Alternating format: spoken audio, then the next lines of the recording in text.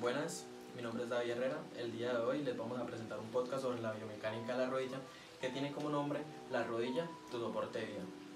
Bueno, para tener en cuenta, la rodilla principalmente tiene 5 funciones, que son el movimiento por medio de movimientos como lo son la flexión, la extensión y la rotación leve. El soporte en acciones como lo son saltar, correr, caminar, entre otras, pero también soporte cuando el cuerpo está en modo de reposo. La estabilidad se da por medio de los ligamentos. ¿Para qué? Para que tenga una estructura y una articulación más alineada. La amortiguación se da por medio de 3 estructuras, que son el líquido sinovial, las bursas y los meniscos. Para la hora de recibir un impacto, este sea menos dañino y sea más fácil de soportar en el cuerpo. Por último, tenemos la facilidad de locomoción. Esto hace referencia más que todo, digamos, a trabajar en conjunto por medio de la articulación de la cadera y la articulación del tobillo, para así poder realizar cualquier tipo de acción. Bueno, entrando ya a fondo, vamos a hablar sobre la anatomía. La anatomía, bueno, principalmente hay 4 músculos que componen esta articulación, que son el fémur, que podemos verlo acá, la tibia, el peroné y la rótula. Bueno, en cuanto a los accidentes óseos que hacen parte de esa articulación, son los cóndilos femorales, que hacen parte del fémur, la cara posterior de la rótula y la meseta tibial. Principalmente hay 2 articulaciones que componen esta articulación, que son la articulación femorotibial, que es una articulación sinovial, que es cuando se junta el fémur con la tibia, y la articulación femoropatelar, que es cuando se conecta el fémur con la rótula. Esta es ya, digamos, como más de tipo deslizante, para que haya un correcto funcionamiento de los movimientos que dije anteriormente.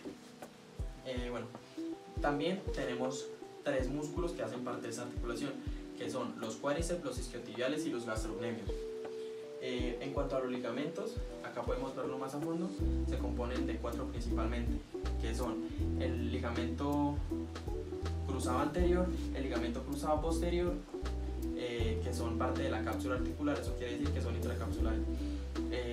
Ya más superficial tenemos los ligamentos colaterales externos y el ligamento colateral interno.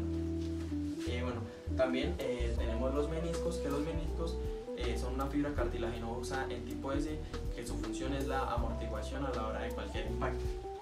Tenemos los tendones, que principalmente son 3. El tendón rotuliano, que es este que podemos ver acá, que este es el que conecta el cuádriceps con la rótula. Tenemos el tendón rotuliano, que este conecta la rótula con la tibia. Y por último tenemos el tendón popliteo, que este conecta el fémur con la cara posterior de la tibia. Bueno, también tenemos el líquido sinovial.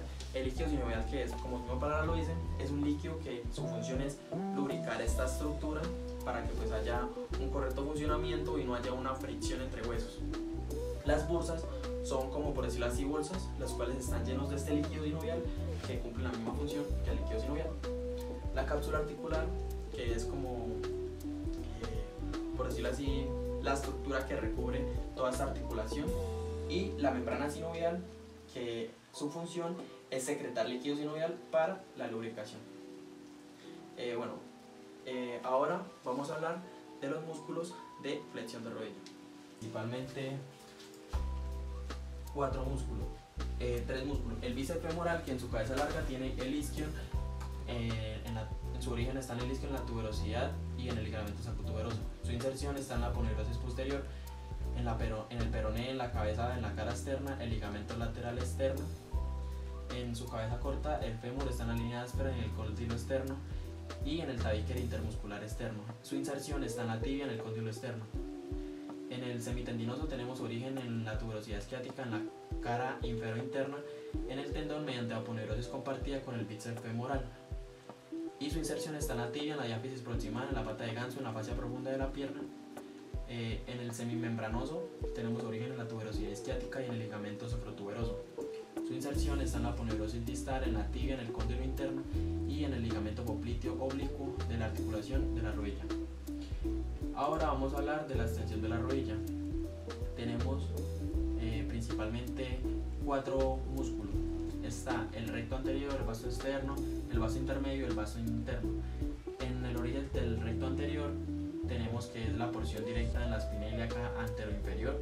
En la porción refleja que en el surco situado por encima del borde del acetábulo.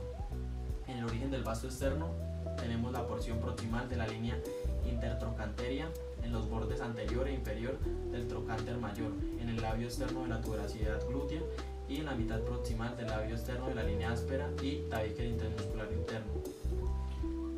También tenemos el vasto intermedio en la superficie, su origen en la superficie anterior y externa de los 2/3 proximales del cuerpo del fémur, el tercio distal de la línea áspera y el tabique intermuscular externo. En el vasto interno tenemos origen en la mitad distal de la línea intertrochanteria, en el labio interno de la línea áspera, en la porción proximal de la línea supracondílea interna, tendones de los aductores largos y mayores y en el tabique intermuscular interno. Su inserción es en el borde proximal de la rótula y en el ligamento rotuliano hasta la tuberosidad de la tibia. Ya hablando, digamos, más como en lesiones deportivas, tenemos que las principales lesiones deportivas que se pueden presentar en esta articulación son la bursitis, que es inflamación de las bursas, la tendinitis o las tendinopatías, que la tendinitis es la inflamación de los tendones, y la tendinopatía es cuando ya el tendón está completamente desgastado y hay una atrofia completa. También tenemos otras patologías como lo son los esguinces, que cuando son, digamos, ruptura de ligamentos, y básicamente como unas estrategias de promoción y prevención tenemos a la hora de realizar estos ejercicios, digamos, calentar, estirar antes de realizar cualquier actividad, realizar ejercicios que sean de fortalecimiento muscular, tener un buen descanso a la hora de tener una sobrecarga mecánica, también consultar de pronto un fisioterapeuta, entre otras cosas. Bueno, muchas gracias. Esta es la presentación de mi podcast. Espero les haya gustado.